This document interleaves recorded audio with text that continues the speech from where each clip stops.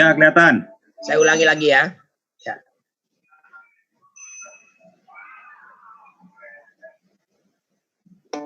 Nonton dulu nih.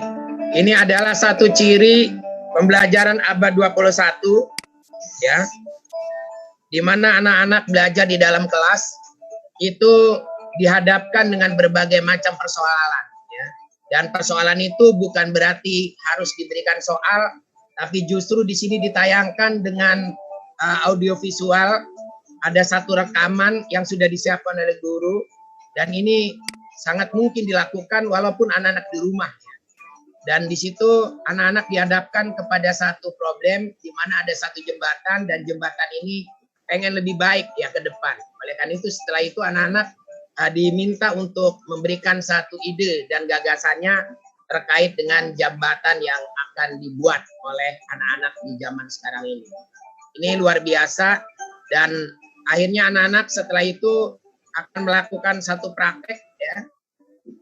Pada saat praktek ini betul-betul teruji bahwa anak-anak ternyata punya ide dan gagasan yang cemerlang terhadap pembuatan jembatan ya. Padahal dia bukan arsitek, bahkan mereka pun juga belum kuliah, tapi dia punya ide-ide yang besar. Bisa kita lihat tayangan berikut ini. Sebentar kita tunggu. Ini adalah ciri pembelajaran abad 21 ya, di mana seluruh internet terkonek, kemudian anak-anak pun asik dengan ide-ide dan kreativitasnya. Bahkan bukan dengan guru saja dia berkomunikasi, tapi dengan arsitek yang ada di luar pembelajarannya pun juga dia bisa berkomunikasi dengan baik. Bahkan dia bisa menggambar dengan berbagai macam pendekatan fisika ya, terutama di sini adalah rancang bangun yang dibuat oleh anak-anak dengan konsultasi kepada arsitek yang menggambarkan tentang jembatan itu sendiri ya.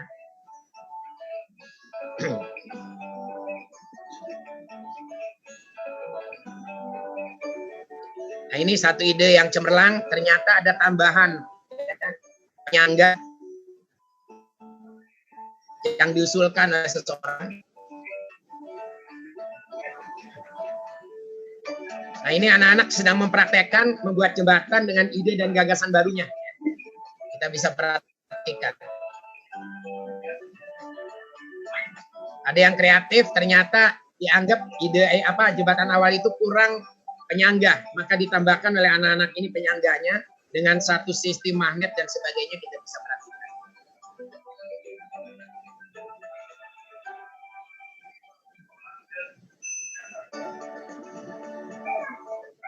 Oke, kita lanjutkan. Oleh karena itu pendekatannya tadi itu adalah contoh pembelajaran abad 21 berbasis high order thinking skill, di mana anak-anak belajar tentang problem solving ya. Kemudian juga ada project based learning, itu yang dipraktekkan dengan menggunakan digital learning. Pembelajaran berbasis digital pun itu juga dilakukan. Jadi pendekatannya tadi beragam ya. Berbagai macam pendekatan yang namanya multitasking itu adalah seperti ini. Dan pada saat sekarang ini di negara kita sedang dikembangkan yang namanya pembelajaran sains, teknologi, engineering, dan matematik. Nanti kalau ada pertanyaan saya akan lanjutkan. Kemudian tentu saja adalah bagaimana pembelajaran ini bisa dilakukan di rumah. Jawabannya bisa ya. Tinggal kita memanfaatkan sejauh mana pembelajaran ini bisa kita lakukan di rumah dengan memanfaatkan berbagai macam pendekatan yang bisa kita lakukan ya. Contohnya adalah dengan menggunakan berbagai model, diantaranya ada model daring. Ya. Daring itu ada dua sebetulnya, ada yang disebut dengan pertemuan langsung atau sinkron. Sinkron itu artinya pada saat yang sama siswa dengan guru bersama-sama berada dalam satu jaringan.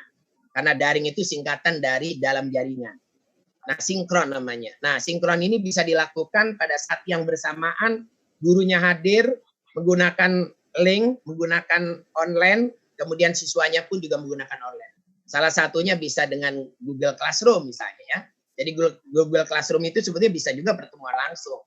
Atau misalnya Zoom yang sekarang ini ya, yang kita lagi lakukan. Bahkan daring ini juga bisa dengan yang paling sederhana pakai WA. Kemudian juga menggunakan yang disebut dengan Instagram ya. Telegram itu juga bisa ya. manfaat daripada daring ini luar biasa, karena dengan daring kita juga bisa terkonek, bukan hanya dengan pemateri, tapi juga kita bisa mengambil berbagai macam informasi yang bisa kita ambil. Kemudian pembelajaran daring ini juga bisa kita lakukan dengan halo? Ya, lanjut, Ustaz. Ya. Jadi kemudian bagaimana kita melakukan supaya pembelajaran daring itu efektif di dalam rumah?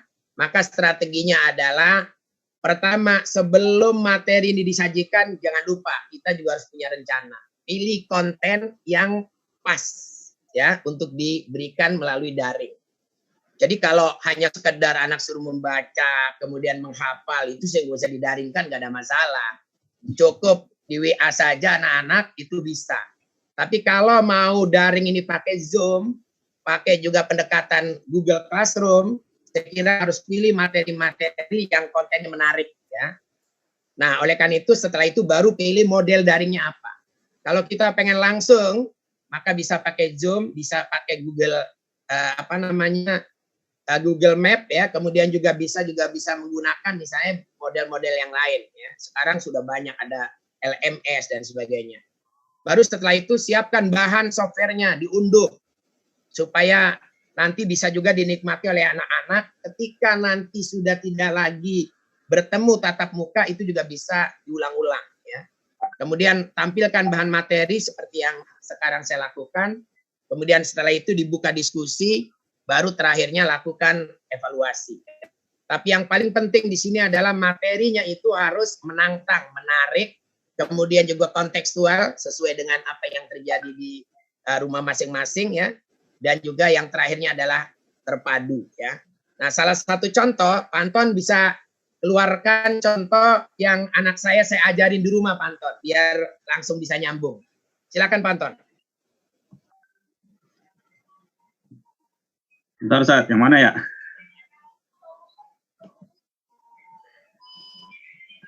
Oke, kalau gitu saya bantu juga deh dari sini. Baik, Mas Admi, itu kan ada apa itu aja boleh tuh? Salah satunya. Baik, Mas Admi, itu kan ada apa aja tuh? Ada bola, kemudian ada telur, terus tomat, apel, jeruk. Nah, di antara 5 benda itu kalau dimasukkan ke dalam air, kira-kira yang tenggelam yang mana? Telur. Oke. Ambil dulu telurnya. Kemudian apa lagi coba? Jeruk, coba lihat. Jeruk tenggelam atau melayang? Melayang, ya kan? Kemudian coba, kalau apel kira-kira menurut Mas Ajmi, apel tenggelam atau melayang? Tenggelam. Coba lihat. Ternyata apel juga nggak tenggelam kan? Kenapa coba? Nggak tahu. Oke, nggak apa-apa, ambil. Nah, berikutnya tomat, tenggelam atau melayang? Tenggelam, coba lihat. Tomat ternyata melayang, ya kan? Itu 2 ya, nggak ketebak ya. Telur udah ya? Udah, telur udah ya. Jadi tadi sebetulnya gini, kenapa apel dan tomat itu tidak tenggelam ya? Dia terapung karena komponen kandungan air di apel itu lebih banyak ya. Setiap zat yang mengandung gas ataupun mengandung komponen air itu tidak tenggelam. Yang tenggelam itu rata-rata adalah zat yang mengandung padat. Coba sekarang silakan masukkan permen deh yang ada bungkusnya. Ya, masukin. Tenggelam atau terapung? Terapung. Kenapa terapung? Karena bungkus mengandung apa? Mengandung ada komponen gas. Coba sekarang dibuka deh permennya. Kalau dibuka permennya, masukin ke dalam, tenggelam atau terapung?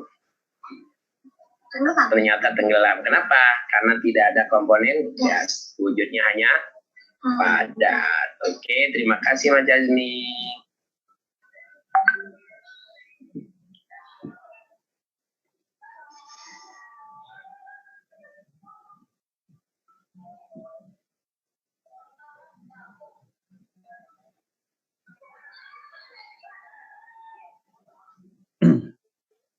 Lanjut, Sat.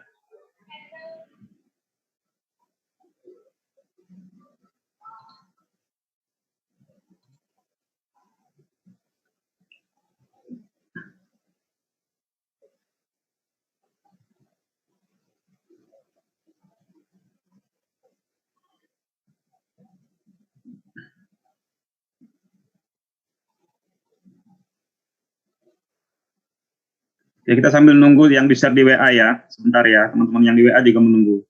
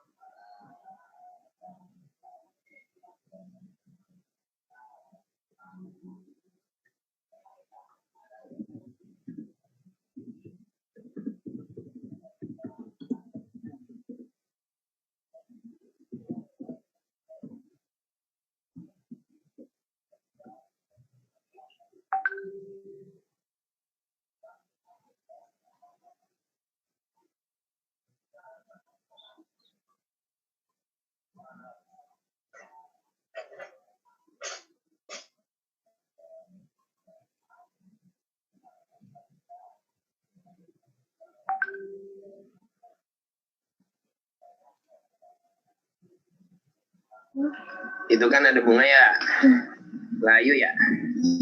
Coba sekarang masukin Sprite dia ke bunga itu.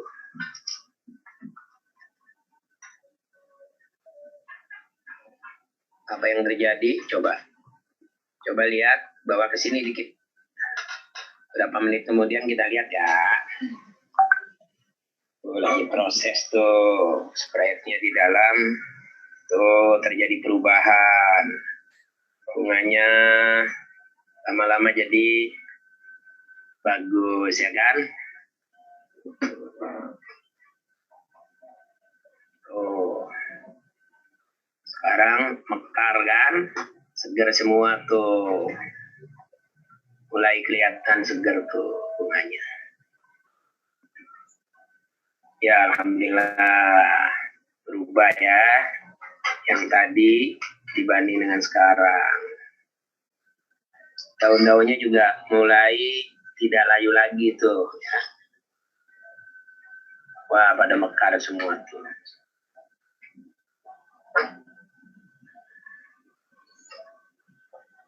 Ayo kenapa? Ya tahu. Gak tahu.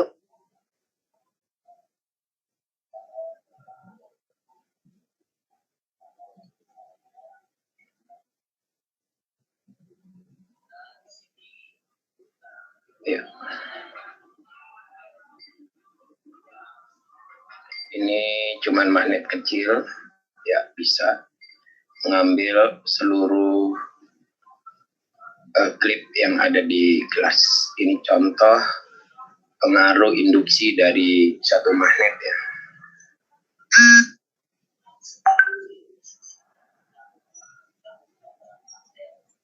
Ya.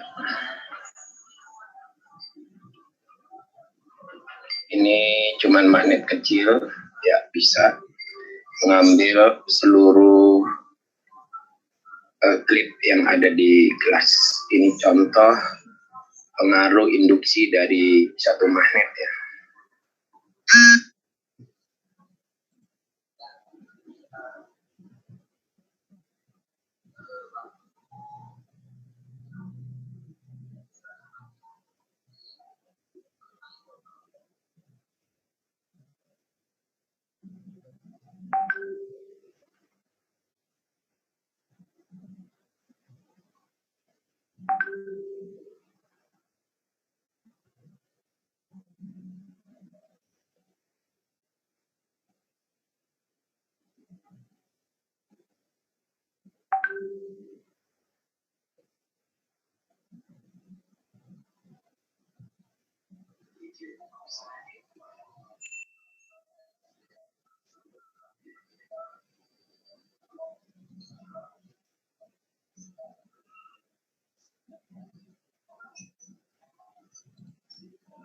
Sabar ya, Ustadz masih share di WA ya.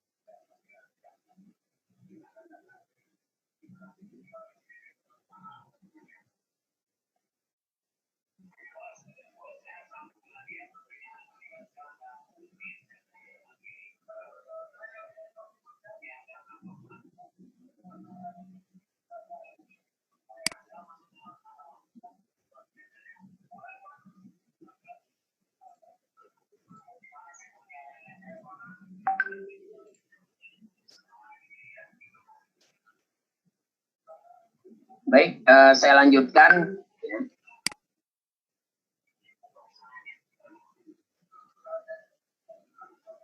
Baik, saya lanjutkan terkait dengan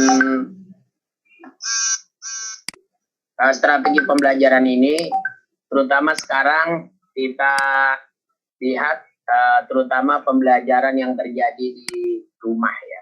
Jadi kalau kita pengen efektif melakukan pembelajaran di rumah, saya kira langkah-langkah yang harus dilakukan adalah terutama yang pertama harus ada sinergi antara sekolah dan orang tua.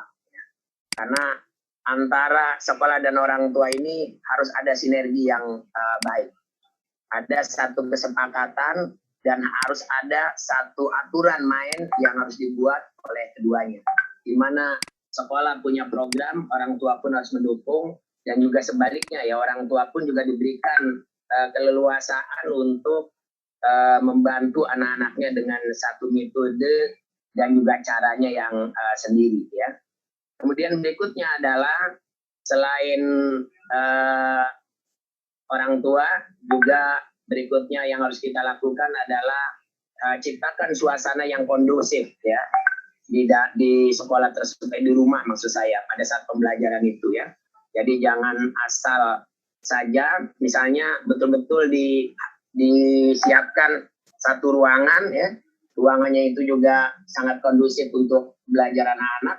Kemudian juga selain ruangannya kondusif juga kita harus melakukan satu aktivitas yang berikutnya adalah jadwal ya. Jadwalnya diatur ya, sehingga antara yang dilakukan oleh orang tua kemudian juga dan sekolah itu juga menjadi satu kekompakan tersendiri ya. Kemudian berikutnya adalah materi jadwalnya fleksibel ya, jangan terlalu kaku. Jadi jangan sampai kayak sekarang nih ya, jam belajarnya seolah-olah sesuai dengan jam belajar sekolah. Ini berabe kalau menurut saya. Kenapa? Karena kalau jam belajar sekolah, kita juga harus memahami bahwa orang tua itu kan juga anaknya ada yang 2, ada yang 3. Kalau sekolahnya sama, diatur jadwalnya sedemikian, itu nggak mungkin. Oleh karena itu, jadwalnya harus fleksibel. Yang penting target keseharian itulah yang harus kita ciptakan.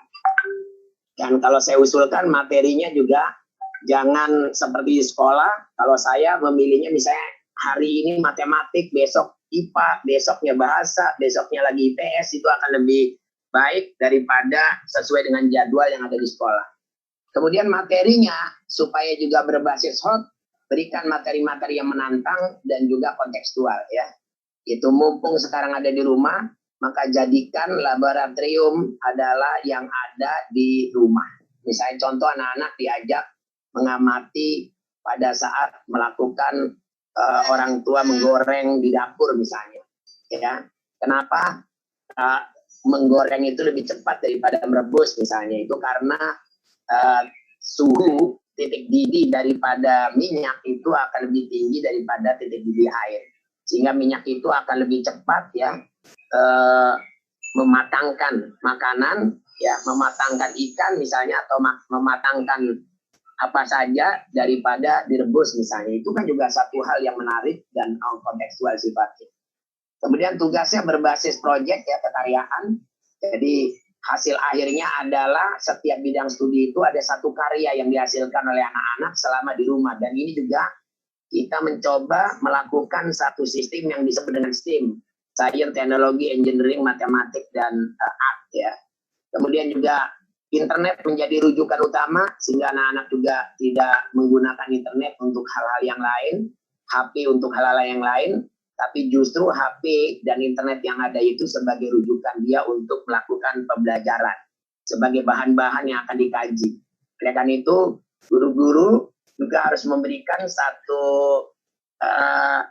materi ya terkait dengan ini, kemudian anak-anak suruh mencari rujukannya di internet ya. Jadi ada situs-situs yang harus dibuka, ini pun menjadi hal yang menarik. Dan jangan lupa walaupun di rumah tetap menanamkan nilai agama tetap terjaga ya, sehingga pagi hari misalnya kebiasaan tilawah itu harus dilakukan, kemudian sholat duha harus dilakukan, kemudian zuhur juga diajak berjamaah dengan orang tua.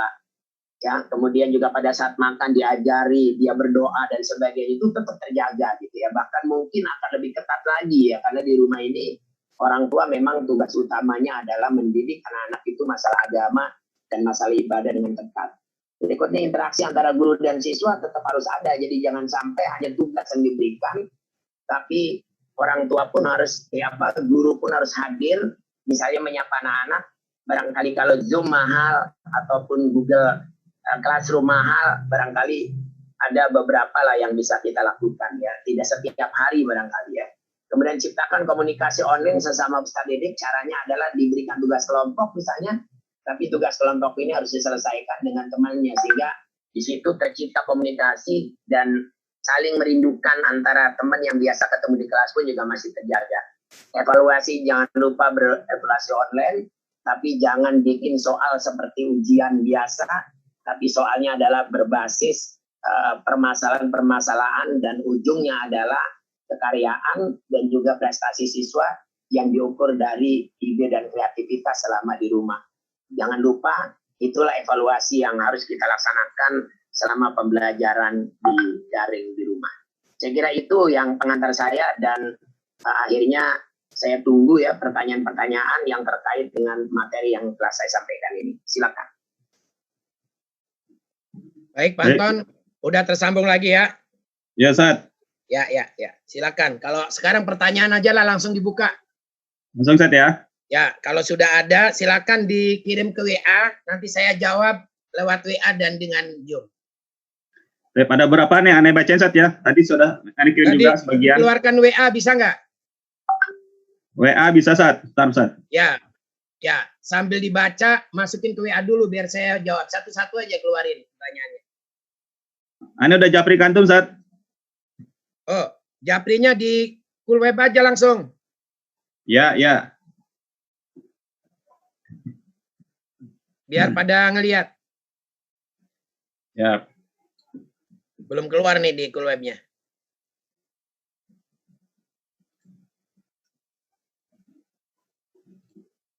Pertanyaan pertama.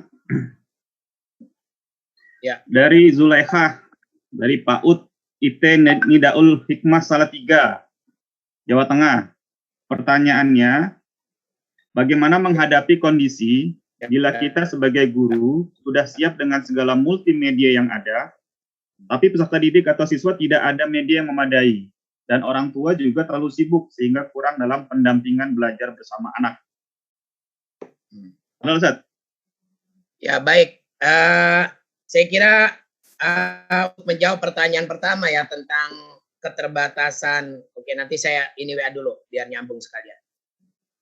Baik ya, untuk pertanyaan pertama, bagaimana menghadapi kondisi bila kita sebagai guru sudah siap dengan segala multimedia yang ada, tapi peserta didik atau siswa ada media yang tidak memadai. Bahkan orang tua pun sibuk ya. Ini sebetulnya gini, makanya yang namanya daring itu belum tentu cocok untuk semua usia. Gitu. Makanya daring itu sebetulnya yang paling utama itu untuk orang-orang dewasa, pembelajaran orang dewasa. Makanya di perguruan tinggi itu biasanya memang pakai daring. Kemudian juga S2, S3 di mana para mahasiswanya itu pada sibuk tidak bisa hadir, maka daring. Tapi ini karena kondisi terpaksa harus dirumahkan, saya kira tidak ada jalan lain kecuali daring itu sebagai pilihan. Nah, oleh karena itu, kalau misalnya kita sudah menyediakan multimedia, pengen menggunakan Zoom, sementara ada beberapa yang tidak mungkin karena tidak memiliki wifi misalnya di rumah maupun juga fasilitas yang ada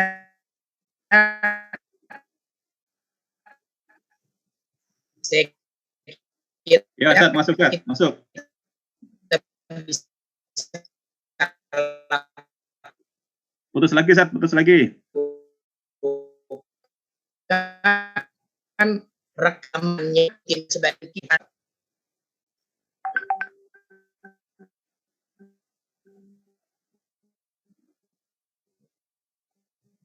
Putus, Ustaz. Oke, halo Pak.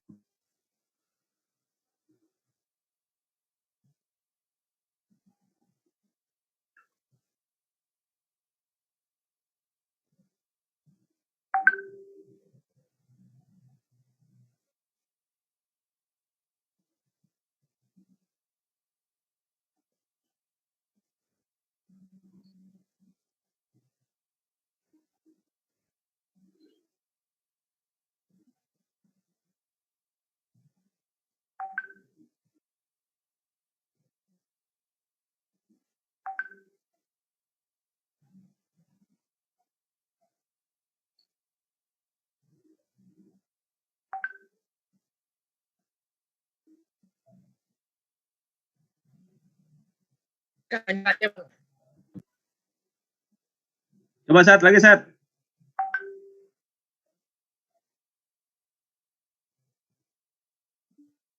Ya, Masih belum jelas, Ustaz.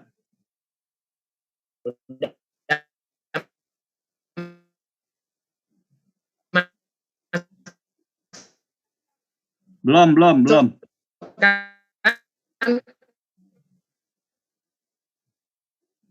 Tadi udah saya jawab tuh. Oke, Ya, halo? ini baru clear. Bisa ya? Ya, bisa. Ya, pertanyaannya keluarin lagi di ini di Cool Web biar saya langsung jawab dari situ. Oke. Sekalian juga dengarkan oleh Zoom. Pertanyaan kedua ya. Dari Miftahur Rohmah, SMP ya. Bina Insar Kediri, Jawa Timur. Bagaimana caranya memaksimalkan pembelajaran HOTS, sedangkan biasanya kemampuan siswa berbeda-beda, misalnya untuk anak ABK dan sebagainya.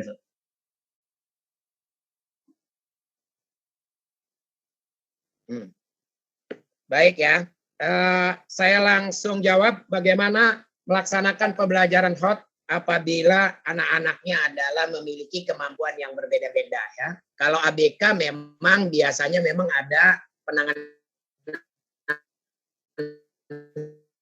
khusus.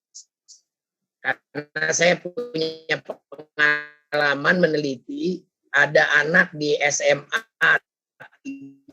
9 misalnya ada 4 orang yang ABK, walaupun digabung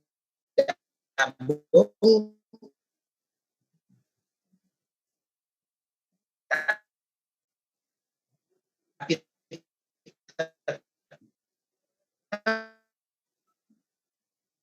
anak-anak, oleh karena itu harus dipilih ya. Nah biasanya kalau ini normal tidak di rumah, maka dibentuklah satu kelompok di mana variasi kelompok itu harus diatur, jangan homogen, tapi dipilih beberapa orang yang lebih mempunyai kemampuan yang lebih, itu ditempatkan, disebar masuk kelompok-kelompok sehingga mereka bisa menjadi tutor sebaya pada saat melakukan aktivitas, terutama adalah membahas materi-materi yang berkaitan dengan high order thinking skill ya. Nah, oleh karena itu sebetulnya kita harus memberanikan diri kalau tidak pernah dibiasakan, materi-materi itu adalah berbasis HOT, di mana anak-anak adalah dihadapkan kepada suatu permasalahan, dan masalah-masalah itu dipecahkan melalui ilmu yang dia miliki. Ini yang paling penting sebetulnya, Pak Anton. Oleh karena itu, tidak mustahil ya bahwa anak-anak kita ini kan sebetulnya pada saat seleksi saja udah anak-anak terbaik gitu ya. Jadi saya kira kalau untuk sekolah IT tidak ada alasan untuk melakukan pengembangan high order thinking skill ini. Hanya tinggal memilih aja ya materi-materi, kira-kira materi yang mana. Tidak semua materi itu memang harus dihotkan ya, karena syarat daripada high order thinking skill itu kalau materi tersebut masuk ke ranah kognitif tingkat tinggi, yaitu mulai dari analisis atau C3, C4, kemudian evaluasi, dan satu lagi adalah CRIT ya, yang sudah disempurnakan dari konsepnya kognitif Bloom dan Critwell ya. Saya kira itu jawaban saya.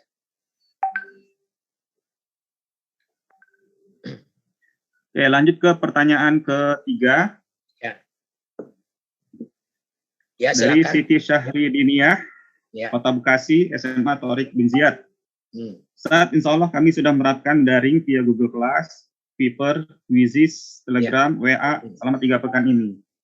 Saya mengajarkan sejarah kelas 12. Saat apa ciri-ciri umum soal tipe HOTS? Bagaimana mengajarkan soal-soal HOTS terkait untuk bidang sejarah? Dari pertanyaan lain juga ada untuk bidang bahasa Inggris, bahasa, dan sebagainya. Gitu, Ustaz. Oke, baik. Terkait dengan bagaimana memberikan pembelajaran hot di bidang yang lain, terutama soal-soal ya. Saya kira soal dari hot ini pertama syaratnya harus ada stimulus. Ya, stimulus itu bisa berupa sejarah, fakta ya, kemudian juga soal cerita, fenomena, cuplikan ya, dan ada beberapa materi-materi yang terkait dengan ini barangkali ya.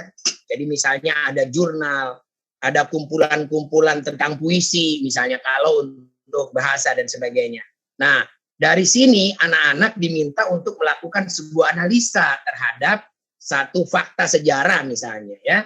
Misalnya kenapa Borobudur itu bisa tinggi dan tegak seperti itu. Kira-kira yang menyebabkan Borobudur bisa tegak dan tinggi itu, kira-kira apa yang dilakukan pada saat Kerajaan Majapahit ya. Dan kalau sekarang ini kondisi ini akan kita kaitkan dengan kondisi sekarang, kira-kira model seperti apakah yang merupakan contoh bagian daripada apa yang sudah dilakukan di Borobudur misalnya, itu juga satu fakta sejarah ya. Dan kalau bahasa saya kira misalnya tentang karya-karya sastra ya. Karya sastra, kemudian kita akan menarik sebuah makna dari karya sastra tersebut misalnya ya. Misalnya kita membaca atau ditugaskan membaca sebuah karya novel Islami gitu. Habis itu suruh menarik kesimpulan dan makna yang terkandung di dalamnya. Atau misalnya kalau mau lagi kita menggunakan film ya, film-film perjuangan atau film-film tentang budaya dan sebagainya, itu juga bisa. Setelah selesai film itu anak-anak ditanya. Kalau mau pakai inquiry learning bisa juga. Misalnya ada satu tayangan film, kemudian di tengah-tengah dipotong film itu. Kemudian anak-anak suruh memprediksi akhir daripada film ini apa kesimpulan yang akan diambil nanti, klimaksnya seperti apa. Itu pun merupakan bagian dari pembelajaran yang bisa kita pakai menggunakan pembelajaran high order thinking skill. Itu Panton kira-kira. Siap.